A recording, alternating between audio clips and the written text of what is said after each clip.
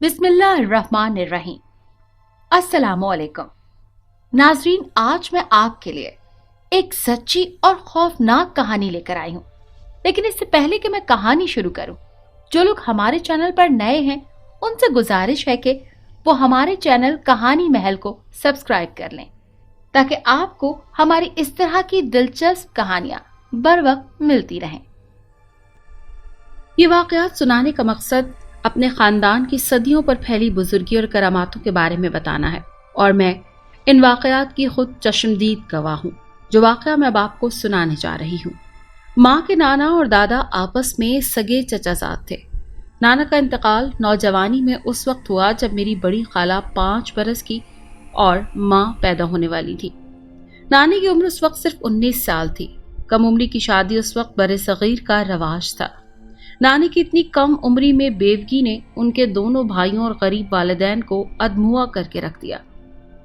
दादा दादी ने बहुत चाहा कि उनका निकाह सानी अपने दूसरे बेटे से कर दें, लेकिन नानी इसके लिए तैयार नहीं हुई और अपने मैके आ गईं।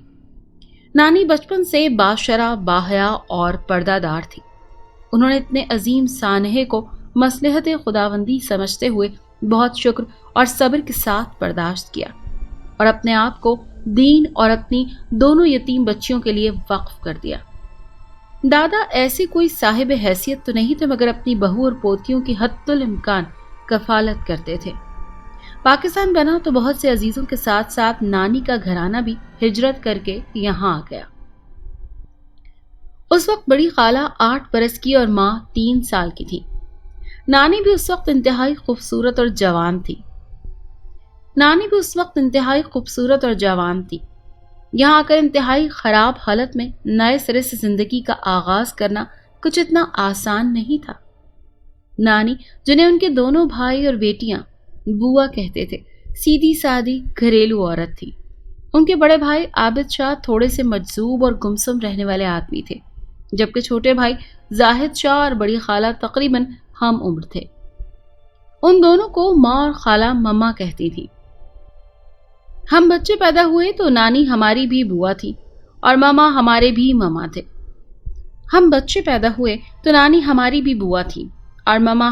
मामा थे।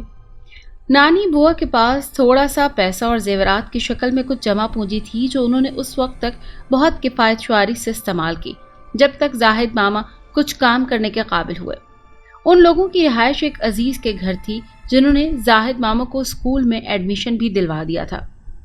आबिद मामा चूंकि मजजूब टाइप के थे, इसीलिए उन्होंने दुनियावी तालीम बिल्कुल भी हासिल नहीं की थी। बल्कि बुआ बताती थी कि कभी कभी तो वो बगैर बताए ऐसे गायब होते थे कि महीनों शक्ल भी नहीं दिखाते थे। बुआ की दोनों बेटियां बेइंतहा खूबसूरत भी थी और इंतहाई सलीका शुआर भी। उन्हें शऊर आते ही जैसे ही दोनों के रिश्ते आए, बुआ ने नामसायद हालात में भी बेहतरीन तरीके से दोनों को उनके घरों का कर दिया। आबिद मामा ने शादी नहीं की थी। बुआ ने जाहिद मामा की शादी अपने ही जैसे एक घराने में कर दी। जाहिद मामा जहां मुलाजिम थे, उस महकमे ने अपने लेबर के लिए एक एक कमरे के क्वार्टर बनवाए थे। शादी के कुछ अरसे बाद ही जाहिद मामा अपनी बीवी के साथ वहां शिफ्ट हो गए। खाला की कोई औलाद नहीं हुई। मैं माँ की पहली बेटी थी। मुझे ननियाल और ददियाल दोनों जगह से बेइंतहा मोहब्बतें और लाड और प्यार मिला। जब मुझे शऊर आया तो आबिद मामा और बुआ सक्खर में एक सरकारी क्लब में रिहाइश पजीर हो गए। उस क्लब में बड़े मामा के किसी जानने वाले ने उन्हें मुलाजिम रखवाया था। क्लब की मेंटेनेंस, दूसरे काम करने वाले स्टाफ की निगरानी, किसी सदर, गवर्नर, वजीर या सफीर के वहां आमद का कयाम की सूरत में उनकी सिक्योरिटी पर नजर रखना, उनके लिए किचन के इंतजामात करवाना आबिद मामा की ड्यूटी थी, जो वो बहुत जांफिशानी से सरअंजाम दे रहे थे। क्लब का महल वकूअ और खुद क्लब बहुत ही खूबसूरत था। उसकी इमारत काफी कदीम और पुख्ता थी। वसी और इस राहदारी में काफी चलने के बाद जहां राहदारी खत्म हुई थी, वहां एक अजीम लकड़ी का मुनकश दरवाजा लगा हुआ था। उस दरवाजे के बाहर काफी मीलों तक फैले हुए फल और फूल दरख्तों के कुंज थे। उन्हीं दरख्तों के अतराफ में यहाँ मुलाजिमीन के लिए मिट्टी से लिपी हुई साफ सुथरी, रोशन और हवादार 2-2 कोठरियां, छोटा सा किचन, सहन, एक कोने में छप्पड़ और खपरेल डालकर बनाया गया था। बावर्ची खाना जिसमें ईंटों का चूल्हा और एक बड़ा सा तनूर बना हुआ था। صحن سے اچھا خاصا فاصلہ طے کر کے درختوں کے جھنڈ کی طرف ٹین کی چھتوں والا ٹوائلٹ اور غسل خانہ تھا جو کافی بڑا تھا۔ ایک فیملی بوا اور عابد ماما تھے، دوسری فیملی جو صحن کے اس طرف تھی ان کے گھر کافی خواتین، بچے اور مرد تھے۔ انہوں نے صحن میں ٹاٹ کے بڑے بڑے پردے ڈال کر پردہ اور پارٹیشن کر لیا۔ بوا اس گھر کا کوئی بھی فرد کبھی اس طرف نہیں گیا۔ اس گھر کی عورتیں اکثر گھونگھٹ نکالے پانی بھرے غسل خانے سے بہت دور لگے ہوئے ہینڈ پمپ کی طرف جاتی نظر آتی تھی۔ عابد ماما چونکہ کلب میں نگراں تھے اسی لیے ان کے مردوں سے اکثر بات چیت کر لیتے تھے۔ میری دادی کی رہائش کوٹ ڈی جی میں تھی۔ ان کا لال اینٹوں اور سیمنٹ سے بنا پختہ مکان ہر آسائش سے بھرا ہوا تھا، مگر بوا کے کچے اور بہت طریقے سے لیے گئے پتے گھروں میں مجھے جتنا مزہ آتا تھا وہ بیان سے باہر ہے۔ ہم لوگ کراچی میں رہتے تھے۔ جب گرمیوں میں اسکول کی چھٹیاں ہوتی تھی تو ہم لوگ 2 ماہ کوٹ ڈی جی اور سکھر میں گزارتے تھے۔ جون جولائی میں کھجور اور آم پکنے کے ساتھ جہنم جیسی گرمی میں وہاں رہائش پذیر لوگ بھی پکتے تھے۔ یہ آج سے تقریباً 27-28 سال پہلے کی بات ہے۔ اس وقت میرا لڑکپن تھا۔ ابھی اسکول کی چھٹیاں ہونے میں 3-4 ماہ باقی تھے کہ ایک دن اچانک ہمارے گھر کراچی میں تار آیا کہ بوا کی طبیعت بہت خراب ہے اور عابد ماما بھی حسب سابق بغیر کچھ بتائے 15 دن سے غائب ہیں، فوراً آ جاؤ۔ یہ تار خالو جان نے دیا تھا۔ ماں نے رونا پیٹنا شروع کر دیا۔ بابا نے بہت عجلت میں اپنے ایک رشتہ دار خاتون کو گھر میں کچھ دن رہنے اور میرے چھوٹے بہن بھائیوں کی دیکھ بھال کے لیے بلایا اور اسی رات میں، ماں اور بابا سکھر ایکسپریس سے سکھر روانہ ہو گئے۔ بوا واقعی شدید بیمار تھی۔ دبلی پتلی تو وہ پہلے بھی تھی، لیکن اب ان کی بیماری نے جیسے انہیں نچوڑ کر رکھ دیا تھا۔ زاہد ماما کی بیوی اور بڑی خالہ ان کے پاس رہ کر ان کی تیمارداری کر رہے تھے۔ 10-15 روز بعد جب ان کی طبیعت تھوڑی سی سنبھلی تو سب کو اپنا اپنا گھر یاد آیا۔ اس وقت میں بوا کے پاس مزید رہنے کے لیے مچل گئی تھی۔ بوا ویسے تو میرے سارے بہن بھائیوں کو چاہتی تھی، مگر مجھے انہوں نے ٹوٹ کر چاہا تھا۔ گرمی کی چھٹیاں ہونے سے بہت پہلے وہ صرف میرے لیے اپنے ہاتھوں سے ریوڑیاں، گچک، تل کے لڈو، مرمرے، بتاشے، چاول کے پاپڑ، گڑ مبا، نمکی اور نہ جانے کیا کیا بنایا کرتی تھی۔ دنیا بھر کی چاکلیٹس، بسکٹس، چوئنگمز، کولڈ ڈرنکس کے ٹن ہمارے گھر ہمیشہ آتے تھے، مگر بوا کے ہاتھوں کی بنی چیزوں کی بات ہی کچھ اور تھی۔ خیر، بوا میری ضد دیکھ کر ماں سے میرے لیے سفارش کر رہی تھی اور ماں جاتے جاتے بوا سے کہہ رہی تھی کہ بوا، اس لڑکی میں تجسس کا مادہ کوٹ کوٹ کر بھرا ہے، ذرا خیال رکھیے گا ورنہ آپ کو پریشان کر دے گی۔ سب اپنے اپنے گھر چلے گئے۔ یہاں میں تھی اور بوا تھی کہ عابد ماما بھی 2 دن بعد اچانک ہی آ گئے تھے۔ ہمت، حوصلہ، محنت اور مسلسل محنت کی کدال سے زندگی کے سنگ لاخ پتھر کو توڑتے توڑتے بوا کے بازو شل، جسم لہو لہان اور انگلیاں فگار ہو چکی تھی۔ مگر اس عمر میں جب ایک عمر کی مشقتوں کے بعد زندگی اور وقت سے کچھ دیر سستا لینے کی مہلت مانگی جاتی ہے، بوا کو وہ وقت بھی کبھی میسر نہ آ سکا۔ ہم لوگ یہاں سال کے بعد صرف 2 مہینوں کے لیے آتے تھے اور 2 مہینوں میں ہر روز ددیالی اور ننیالی رشتہ داروں کے گھر دعوت یا چائے پر لازمی جانا ہوتا تھا۔ اس لیے بوا اور عابد ماما کے روز و شب کے معمولات کے بارے میں زیادہ آگاہی نہیں تھی اور بوا کسی کے گھر نہیں جاتی تھی۔ مگر اب جب کہ یہاں تنہا تھی اور کہیں آنا جانا بھی نہیں تھا تو میں نے بڑے غور سے یہاں کے حالات اور واقعات اور معمولات کو دیکھا تھا۔ 9-10 سال کی عمر کوئی اتنی سنجیدہ عمر نہیں ہوتی کہ بچے زندگی کو اتنے غور سے دیکھیں اور حالات سے باقدر ضرورت تجربات کشید کریں، مگر میں اس وقت بھی ایسی ہی تھی۔ زندگی کے بارے میں بنیادی سوال کیوں، کیا، کب، کہاں اور کیسے کے گرد گھومنا اور ہر چیز کی جستجو میں لگے رہنا، اسے کھوجنا قدرت نے شاید میری فطرت اور بنیاد میں رکھی تھی۔ میں نے بتایا ہے کہ کچی کوٹریوں کے آگے وسیع صحن اور جہاں یہ اونچا صحن ختم ہوتا تھا وہاں ایک چھوٹی سی پگڈنڈی نما جگہ چلنے کے لیے چھوڑ کر درختوں کو ایک لمبا سلسلہ تھا۔ وہاں سبزہ بھی تھا، جھولے بھی پڑے تھے، وہیں الٹے ہاتھ پر گولف کھیلنے کے لیے لقودق میدان تھا۔ عابد ماما نے ایک دن بہت اچھے موڈ میں کہا تھا کہ بیٹا، شام ڈھلے ان درختوں یا میدان کی طرف کبھی مت جانا، دوپہر میں بھی کبھی مت جانا، کیونکہ وہاں سے نہ جانے کیسی کیسی بری بھلی ہوائیں گزرتی ہیں۔ عابد ماما نے یہ کہہ کر میرے ذوق تجسس کو مہمیز کر دیا۔ اب مجھے فکر تھی تو یہ کہ بری بھلی ہوائیں کیا ہوتی ہیں۔ ہوا تو صرف ہوا ہوتی ہے، یہ نہ ہو تو پھر حبس ہو جاتا ہے۔ اب تو مجھے کسی دن وہاں اکیلے جا کر ضرور बुरी और भली हवाओं का मुशाहिदा करना पड़ेगा। आबिद मामा अजान फजर के साथ ही बेदार हो जाते थे। वो पहले मिट्टी की ईंटों से बने चूल्हे में लकड़ियां सुलगाते, फिर सहन में बंधी बकरियों का दूध दोहकर चाय बनाने के लिए रखते। इतनी देर में हल्की हल्की आंच पर चाय तैयार होती। वो नमाज पढ़ते, फिर बुआ को उठाते, बुआ नमाज पढ़ती, फिर दोनों वहीं चूल्हे के पास बैठकर पापे और चाय का नाश्ता करते। मैं उठ जाती तो मैं भी खालिस दूध की चाय और पापे से नाश्ता करती थी। आबिद मामा चाय के बर्तन वहीं घड़ोंची पर रखे मटके से पानी निकाल कर धो लेते। बुआ थोड़ी सी रोशनी होने का इंतजार करती और फिर बड़े से लहन से कलाम मजीद की तिलावत शुरू कर देती। सूरज जब मशरिक के कोने से अपनी जरा सी झलक दिखाता था तो मेरी ही उम्र का एक लड़का, जिसका कद बेतहाशा लंबा था, सफेद लट्ठे का पाजामा, घुटने से बहुत नीचा बारीक मलमल का कुर्ता और पाँव में लकड़ी की खड़ावें पहने, दोनों हाथों से खाने की सीनी के रकाबियों में इंतहाई लजीज बकरे या दुम्बे का सालन, ईरानी ताफ्तान की तरह आध आध गज लंबी रोटियां, ताम चीनी के कटोरे में असली घी से बना हरीरा सलीके से रख कर चला जाता था। बुआ और मैं बहुत दिनों से अनवाዕ अक़साम के ऐसे खाने खा रहे थे। मैंने कई मरतबा बुआ से पूछा भी था कि ये लड़का कौन है जो बिल्कुल बात नहीं करता और ये इतना लजीज खाना इतनी पाबंदी से क्यों और कहाँ से लाता है। मुझे लगता था वो मुझे ऐसे ही टालने के लिए कहती थी। यहाँ कुछ और लोग भी रहते हैं, उनके बच्चे मेरे पास कुरान मजीद पढ़ने आते हैं। मेरी बीमारी की वजह से वो बच्चे अभी छुट्टी पर हैं, लेकिन अपने घर से खाना पकवा कर ले आते हैं। बस एक दो दिन में कह दूंगी कि मैं अब सेहतयाब हो गई हूँ, खाना ना लाएं और बहुत छुट्टियां हो गई, अब कुरान पढ़ने आ जाएं।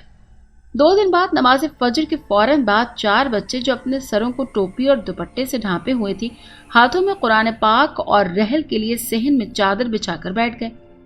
मैं जो उस वक्त बेदार हो गई, अपने पलंग पर से उतरकर मुंह हाथ धोकर खुद भी उनके पास बैठ गई। वो जिस तरन्नुम और कैफ से कुरान पाक पढ़ा रही थी, उससे कहीं ज्यादा खूबसूरत लहन में वो चारों मेरे हम उम्र बच्चे दोहरा रहे थे। जब बुआ सिपारा पढ़ा चुकी तो वो चारों बहुत अदब से सलाम करके जाने की इजाजत लेकर जाने लगे। तब मैंने अचानक ही कहा, बुआ कल से इन चारों के साथ आप मुझे भी सिपारा पढ़ाएंगी। मैं उनसे दोस्ती भी करूंगी और उनके साथ खेलूंगी भी। बेटा इनसे पूछ लो ये तुम्हारे साथ खेलेंगे, क्योंकि इन्हें तुम्हारी दुनिया के कोई खेल नहीं आते। बुआ न जाने किस तरह से बात कर रही थी, क्योंकि हमारी दुनिया के खेल उन्हें क्यों नहीं आते? क्या ये जिन्नात हैं? मैंने बहुत मासूमियत से बुआ से पूछा। क्यों बेटा, शिमुआना और रूहाना और अपने अब्जाम और अस्माक तुम लोग हमारी बेटियों के साथ खेलोगे? बुआ के सवाल पर चारों ने इस बात में सर हिलाया और सलाम करके चले गए। मेरी उनके साथ खेलने का ख्वाब ख्वाब ही रहा, क्योंकि फिर मेरी आंख उस वक्त कभी नहीं खुली थी जब वो कुरान पढ़ते आते थे। मैं बुआ से नाराज होकर कहती, आप मुझे उस वक्त क्यों नहीं जगाती? बुआ कहती, तुम्हें आवाज तो देती हूँ मगर तुम उठती ही नहीं हो। वो मुझे शाम में सिपारा पढ़ाती थी। चूंकि वो अभी तक मुकम्मल तौर पर सेहतयाब नहीं हुई थी, इसीलिए वो लड़का अपने मामूल के मुताबिक मना करने के बावजूद भी खाना ला रहा था। जिस रोज मैंने पहला सिपारा खत्म कर लिया उस दिन बुआ बहुत खुश हुई थी। आबिद मामा भी बहुत खुश थे। वो लड़का दूसरे दिन खाना रखकर जाने लगा तो बुआ ने कहा, एलिया शेमूना को ये खुशखबरी सुनाना कि हमारी बिटिया का पहला सिपारा खत्म हुआ है। उससे अगले दिन जब वो लड़का नेमत खाने में खाना रख चुका तो बुआ के पास आकर उसने एक मखमली थैली दी और कहा, अम्मा जान ने बहुत बहुत मुबारकबाद के साथ आपकी बिटिया के लिए ये तोहफा भेजा है। मैंने मारे इश्तियाक के वो थैली बुआ के हाथ से ले ली और जब उसे खोला तो उसमें चमचमाते हुए ऐसे सिक्कों से भरे हुए थे जिनके बीच में अच्छे खासे बड़े सुराख थे। आबिद मामा ने बताया था कि ये सोने के सिक्के हैं, बहुत एहतियात से कहीं रख दो, जाते वक्त साथ ले जाना। अफसोस कि मैंने उन्हें बहुत ज्यादा एहतियात करते हुए जमीन में किसी ऐसी जगह गड्ढा खोद कर छुपाया कि फिर बावजूद तलाश के वो सिक्के मुझे दोबारा देखना कभी नसीब नहीं हुए। बुआ की आदत थी कि वो रोजाना सोते वक्त मुझे कोई न कोई इस्लामी कहानी जरूर सुनाती थी। हजरत इब्राहिम अलैहिस्सलाम और हजरत इस्माइल अलैहिस्सलाम का किस्सा, हजरत सुलेमान अलैहिस्सलाम और मलका सबा का किस्सा, हारूत मारूत, असहाब कहफ, याजूज माजूज, हजरत यूसुफ और जुलेखा, सब किस्से मुझे बुआ ने ही सुनाए थे। एक रात जबकि वो सोच रही थी कि आज कौन सी कहानी सुनाई जाए, मैंने उनसे बिल्कुल अचानक कहा था, बुआ आपको हजरत सुलेमान की कसम है, आज आप मुझे जिनों की कोई सच्ची कहानी सुनाएं। वो हमारे हैरत के दंग रह गई। एक 10 बरस की खलंडरी सी लड़की अपनी उम्र से कहीं बढ़कर अचानक ऐसी फरमाइश कर रही थी जिसका ताल्लुक बुआ से भी था। बुआ थोड़ी देर खामोश रहने के बाद फिर बोली, चलो तुम्हें कल पता चल ही जाता तो हम आज ही तुम्हें क्यों ना अपना किस्सा सुना दें। फिर तुमने कसम जो इतनी बड़ी दी है। बुआ, क्या आप जिन हैं? मैंने डरते हुए पूछा था। नहीं बिटिया, हम जिन नहीं हैं, मगर जिनों के साथ रहते एक उम्र गुजर गई है। उन्होंने मेरे बालों में नर्म उंगलियां फेरते हुए कहा। बुआ, जिन कैसे होते हैं? मैंने सवाल किया। जब हमारे सामने आते हैं तो हमारे ही जैसे होते हैं। तुम मिल तो चुकी हो अब्जाम, अस्माक, शमूना और रोहाना से। बुआ ने मेरी हैरत में इजाफा करते हुए बताया, बिटिया, इंसानों की तरह जिनों के यहाँ भी कई किस्में और मजाहिब हैं, मगर ये ग्रोह मुसलमान और इंतहाई मुहस्सब है। खैर, अब सच्ची कहानी सुनो। नींद आने लगे तो बता देना, अगर कहानी बाकी रही तो अगली रात सुन लेना। उन्होंने अपने हाथों पर मेरा सर रखते हुए कहानी सुनाना शुरू की थी। बिटिया, ये गए जमानों का जिक्र है।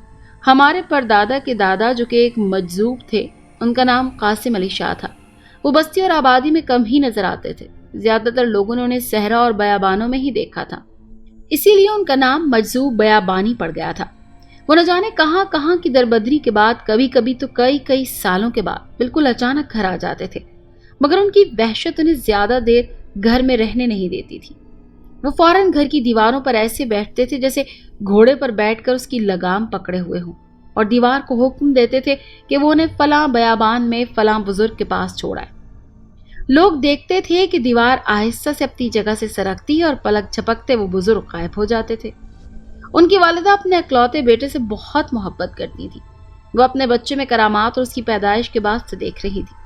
वालिदा ने बहुत कम उम्री में ही अपने बेटे की शादी कर दी थी। उन बुजुर्ग के घर काफी अरसे बाद उनका एक बेटा पैदा हुआ। उसके बाद उन पर जज्ब की ऐसी कैफियत तारी हुई कि वो किसी को भी पहचानते नहीं थे और फिर अचानक कहीं गायब हो गए थे। उनकी वालिदा अपने बेटे को सिर्फ एक नजर देखने के लिए रोते रोते अंधी हो गई थी, लेकिन बेटे की सालों कोई खबर नहीं मिली। एक दिन हमारे यही बुजुर्ग किसी सहरा में चिल्ला काट रहे थे कि अचानक अजना का एक लश्कर वहां से गुजरा, जहां वो नमाज पढ़ रहे थे। नमाज खत्म करके उन्होंने जिन्नों में ही से एक शख्स से, जो उनका सरदार मालूम होता था, पूछा, क्या माजरा है? क्या कोई रस्म दरपेश है? तो उन्हें बताया गया कि जिन्नातों का एक ग्रोह जो कि मुशरिक और बहुत सरकश है, उन मुसलमान अजना के दर पे आजार है और मुख्तलिफ हीले बहानों से जंग करना चाहता है और आज उनसे मारका है। मजूब बयाबानी ने सरदार से कहा, अगर हमें भी कोई असलहा दे दिया जाए तो आज हम भी अपनी तलवार के जौहर दिखाएंगे। सरदार ने उन्हें बहुत इज्जत और एहतराम के साथ 2 धारी तलवार पेश की। थोड़ी ही देर बाद वहां इतना शोर बपा हुआ कि कान पड़ी आवाज नहीं सुनाई देती थी। मुशरिक जिन्नातों का ग्रोह अपने खुदाओं के नाम के नारे लगाता मैदान में आ पहुंचा और फिर वो घमसान करन पड़ा कि दहशत से जमीन कांप रही थी। जोहर के वक्त जंग शुरू हुई और असर के वक्त उस खूंरेज लड़ाई का इख्तिताम हुआ। जिन्नातों के वही सरदार मजजूब बयाबानी के पास आए और अपनी तलवार उनके कदमों में रख के कहा, आज की फतह का सेहरा आपके सर है। आपने तनहा अपनी तलवारों से उनकी पहली और बहुत मजबूत सफ का खात्मा किया है। बाकी लश्कर की हिम्मत तो टूट ही चुकी थी, इसीलिए उनका सफाया करने में हमें कोई दुश्वारी पेश नहीं आई। उनके जो लोग बच गए हैं अब हमारी कैद में हैं। आप मांगे, क्या मांगते हैं? मजजूब बयाबानी ने एक जज्ब के आलम में नारा लगाया, कलंदरों को देने के लिए तमाम दुनिया के खजानों में कुछ भी नहीं है, कुछ भी नहीं, बस हमारी औलादों के हक में भलाई और दुआ करना। और ये कहकर वो मुराकबे में चले गए। उस वक्त से लेकर अब तक जिन्नात किसी न किसी शक्ल में हर खुशी और हर मुश्किल घड़ी में हम लोगों के साथ रहे हैं और काम भी आए हैं और आज भी काम आ रहे हैं। पगली, मेरी बीमारी में तूने देखा नहीं कितनी पाबंदी से कितना मजेदार खाना पक पक कर आता रहा है। वो सब यही बाग में मुकीम है और इंसानी शक्लों में यहाँ आते जाते हैं। बुआ, आबिद मामा एक दिन मुझे बाग में जाने से इसीलिए मना कर रहे थे? शायद इसीलिए, वो कुछ अच्छी बुरी हवाओं का बता रहे थे। हाँ, तुम ठीक समझी। तुम बच्ची हो, अचानक वो तुम्हारे सामने आते तो तुम डर भी सकती हो, اسی لیے ماما تمہیں اکیلے جانے سے منع کر رہے تھے۔ کہانی سناتے سناتے کافی رات بیت چکی تھی اور ہم دونوں کو نیند بھی آ رہی تھی۔ بوا اور میں فوراً ہی خواب خرگوش کے مزے لوٹنے لگے تھے۔ مجھے یہاں آئے 2 ماہ ہونے کو آئے تھے۔ نہ تو بوا جانے دے رہی تھی اور نہ ہی ابھی میں جانا چاہ رہی تھی۔ بابا ایک مرتبہ مجھے لینے بھی آئے تھے، لیکن میری ضد کے آگے ہتھیار ڈال کر جا چکے تھے۔ حالانکہ میرے اسکول کی چھٹیاں بھی کافی ہو چکی تھی۔ ایک دن صبح صبح بوا کے گھر میں بڑی گہما گہمی تھی۔ زاہد ماما، چھوٹی ممانی، بڑی خالہ، بوا اور عابد ماما سبھی مختلف کاموں میں لگے ہوئے تھے۔ کلب میں صفائی کرنے والا سویپر کچے صحن کو کوٹریوں اور راستوں پر خوب صاف کر کے جھاڑو لگا رہا تھا۔ اس کے جھاڑو لگانے کے بعد بہشتی اپنے مشک سے صحن اور کوٹریوں میں چھڑکاؤ کر کے چلا گیا تھا۔ زاہد ماما اور عابد ماما بازار سے 2 تندرست دمبے خرید لائے تھے، جنہیں حلال کر کے تیاریاں ہو رہی تھیں۔ بڑی خالہ اور ممانی پتیلی کی بڑی بڑی سنیوں میں آٹا گوندھ چکی تھی۔ بوا تنور گرم کر کے ان لوگوں کے ساتھ پیڑے بنا کر رکھ رہی تھی۔ میرے پوچھنے پر بوا نے بتایا تھا کہ آج عابد کے کچھ مہمان آئیں گے۔ ان کی دعوت سے لگ رہا تھا۔ مہمانوں کی تعداد کافی زیادہ ہے جو اتنے ڈھیر سارے آٹے کی روٹیاں پک رہی ہیں۔ دونوں ماما صحن میں دمبے حلال کر کے انہیں سالم پکانے کے لیے صحن میں ہی ہلکا سا گڑھا کھود کر اس پر لکڑیاں اور کوئلے ڈال کر اس کے کافی اونچائی پر بانس لگا رہے تھے تاکہ ان دمبوں کو لٹکا سکیں۔ میں حیران ہو کر کھانا پکنے کی تیاریاں بھی دیکھ رہی تھی اور دل ہی دل میں خوش بھی ہو رہی تھی کہ شاید ان مہمانوں میں کچھ بچے بھی ہوں گے، خاص طور سے لڑکیاں، خواتین بھی ہوں گی، تب تو بڑا مزہ آئے گا۔ لیکن میری آرزوؤں اور خوشیوں پر اس وقت اوس پڑ گئی جب ممانی، خالہ اور خالو اور زاہد ماما سب کاموں سے فارغ ہوئے اور کھانا کھا کے اپنے اپنے گھروں کو چلے گئے۔ دوپہر سے شام اور شام سے رات ہو گئی مگر مہمان نہیں آئے۔ میں نے بجھے ہوئے دل سے روحانسی ہو کر بوا سے پوچھا، اتنا ڈھیر سارا کھانا، منو روٹیاں، کیا ہوں گی بوا؟ مہمان تو آئے ہی نہیں اور رات ہو گئی۔ بٹیا، مہمان آئیں گے مگر کب، یہ عابد کو پتا ہے۔ پھر بوا نے اپنے اور میرے لیے بھنے ہوئے دمبے کا گوشت رکابیوں میں ڈالا اور ہم دونوں نے صحن میں بچھی چارپائیوں پر بیٹھ کر کھانا کھایا۔ بوا بہت تھکی ہوئی تھی اور میں بھی صبح سے اٹھ کر مستقل اپنے طور پر چھوٹے چھوٹے کام میں بھاگ بھاگ کر رہی تھی، اسی لیے کھانا کھا کے چارپائی پر لیٹتے ہی مجھے نیند آ گئی۔ وہ نہ جانے کب پچھلی رات کا کون سا پہر تھا جب میری آنکھ کھلی۔ بوا ٹوائلٹ جانا ہے، میرے ساتھ چلیں، میں نے انہیں آہستہ آہستہ جھنجھوڑتے ہوئے کہا۔ کافی دیر بعد بوا کی نیند ٹوٹی تو وہ ہڑبڑا کر اٹھ بیٹھی۔ بٹیا، کیا بات ہے؟ انہوں نے آنکھیں ملتے ہوئے پوچھا۔ بوا، ٹوائلٹ تک میرے ساتھ چلیں۔ وہ میرے ساتھ جانے کے لیے اٹھی۔ راستے ہی میں وہ کوٹری تھی جس میں عابد ماما رہتے تھے۔ کوٹری کا دروازہ بند تھا۔ دیوار پر بنی ایک بڑی سی کھڑکی تھی جس میں لوہے کی سلاخیں لگی تھی۔ اس پر پردہ پڑا ہوا تھا۔ بوا نے آہستہ سے بڑبڑاتے ہوئے کہا، معلوم نہیں مہمان ہیں یا جا چکے۔ اس کے ساتھ ہی انہوں نے دبے پاؤں کھڑکی کے پاس پہنچ کر پہلے تو کچھ سننے کی کوشش کی مگر وہاں اتنا سکوت تھا کہ سوئی بھی گرتی تو آواز پیدا ہوتی۔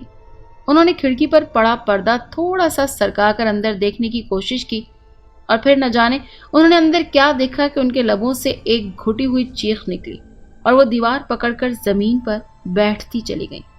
میں نے انہیں اس حالت میں دیکھ کر زور زور سے رونا شروع کر دیا۔ تبھی ہمارے صحن سے تقریباً ملے ہوئے صحن سے خاتون دوڑتی چلی آئیں۔ انہوں نے بوا کو اس طرح زمین پر بے سود بیٹھے اور مجھے روتے دیکھا تو وہ پریشان ہو گئی۔ کیا ہوا بٹیا؟ کیوں رو رہی ہو؟ تمہاری بوا کو کیا ہوا؟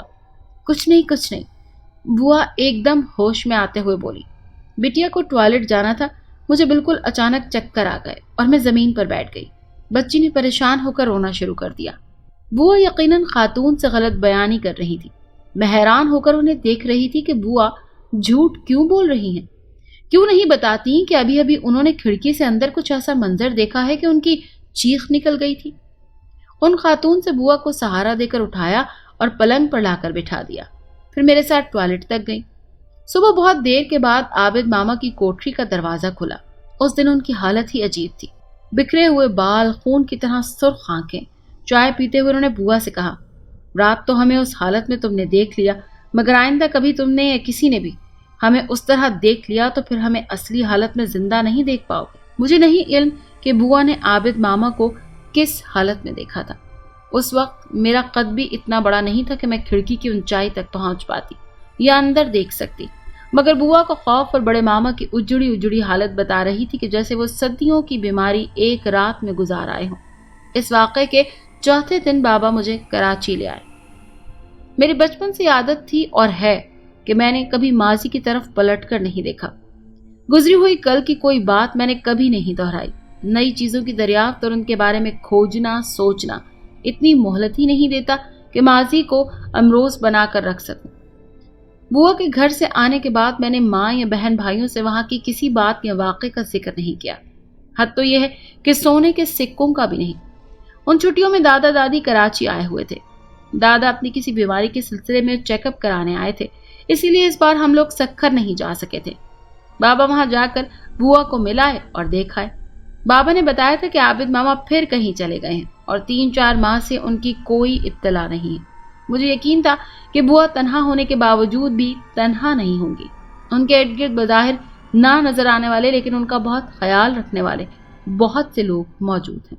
اس سے اگلے سال ہم لوگ سکھر گئے تو میں عمر کی اس منزل میں قدم رکھ چکی تھی جہاں شعور کو شعور آنے لگتا ہے۔ ان 2 سالوں میں بوا کافی ضعیف اور لاغر ہو چکی تھی، مگر اس کے باوجود ان کی پوری شخصیت صدیوں کے رموز کی ایک پراسرار خول میں بند نظر آتی تھی۔ تنہائی میں موقع ملتے ہی میں نے پوچھا، بوا ابزام، اسماق، شمونہ اور روحانہ کلام پاک ختم کر چکے ہیں کیا؟ یہاں اب بھی آتے ہیں، بوا نے آہستہ سے بتایا۔ آج کل وہ یہاں نہیں ہیں، کہیں دور گئے ہوئے ہیں، واپسی ہوگی تو ضرور آئیں گے۔ اب تو وہ کئی مرتبہ تفسیر اور ترجمہ پڑھنے آتے ہیں۔ اگلے دن ہم لوگوں کا پروگرام دادی کے گھر جانے کا تھا مگر میں پھر بوا کے پاس رک گئی۔ ماں اور باقی سب بہن بھائی خیر پور روانہ ہو چکے تھے۔ اس دن بالکل اچانک عابد ماما واپس آ گئے۔ پاؤں سے لپٹی گرد اور چہرے پر موجود غبار بتا رہا تھا کہ لمبی مسافتیں طے کر کے یہاں تک پہنچے ہیں۔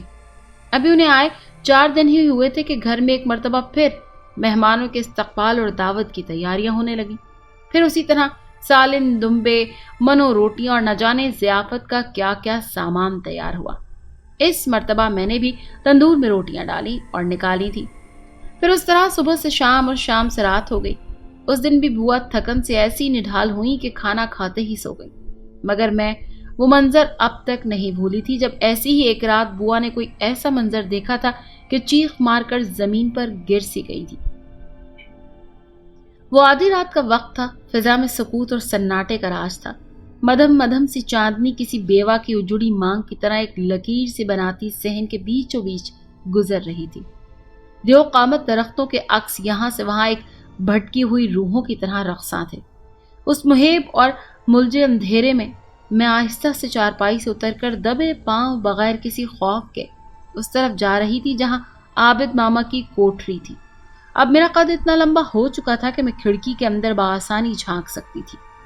کوٹری کے مضبوط دروازے کے پاس پہنچ کر تھوڑی دیر دم سادھے میں اندر مہمانوں کی آوازیں سننے کی کوشش کر رہی تھی، مگر وہاں تو شہر خاموشہ جیسی خاموشی نے ڈیرے ڈالے ہوئے تھے۔ میں نے آہستہ سے کھڑکی پر پڑا پردہ اٹھا کر دیکھنے کی کوشش کی، مگر روشنی سے سفر کرتی آنکھیں اندھیرے سے اتنی مانوس نہیں ہوئی تھی کہ اتنی جلدی گھپ اندھیرے میں کچھ نظر آ سکتا۔ کچھ دیر بعد جب تھوڑی سی روشنی ہوئی تو اندر کا ہلکا سا منظر نظر آیا۔ فرش پر رکھی ہوئی سینیوں میں ہڈیوں کا ڈھیر رکھا ہوا تھا۔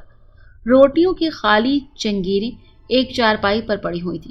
دوسری چارپائی پر جو کچھ بھی تھا وہ عابد ماما نہیں تھے۔ لگتا تھا کسی روئی کے گڈے کو کسی نے ادھیڑ کر پورے پلنگ پر بکھرا دیا ہے۔ میں بہت دیر تک اندازے بھی لگاتی رہی اور بڑے ماما پکارتی رہی، مگر نہ کوئی مہمان نظر آیا اور نہ ہی عابد ماما۔ میں جتنی خاموشی اور جوش سے یہاں تک آئی تھی اس سے کہیں زیادہ احتیاط اور پس مردگی کے عالم میں واپس لوٹ آئی اور بوا کے پہلو میں لیٹ کر نہ جانے کب گہری نیند سو گئی۔ سب کسی نے زور زور سے کنڈی کھٹکانے سے شور سے میری آنکھ کھل گئی۔ بوا بڑے ماما کی کوٹری کا دروازہ بہت دیر سے کھٹکا رہی تھی۔ میں بھی جلدی سے اٹھ کر بوا کے پاس آ کھڑی ہوئی۔ بوا کنڈی کھٹکھٹاتے ہوئے کہہ رہی تھی، عابد منع کرتا ہے کہ کبھی ایسے موقع پر جھانکنا نہیں جب مہمان آ کر چلے گئے ہوں۔ کب سے آوازیں دے رہی ہوں کہ نماز فجر قضا ہو گئی، سورج نکلنے ہی والا ہے، مگر عابد سنتا ہی نہیں، دروازہ ہی نہیں کھول رہا۔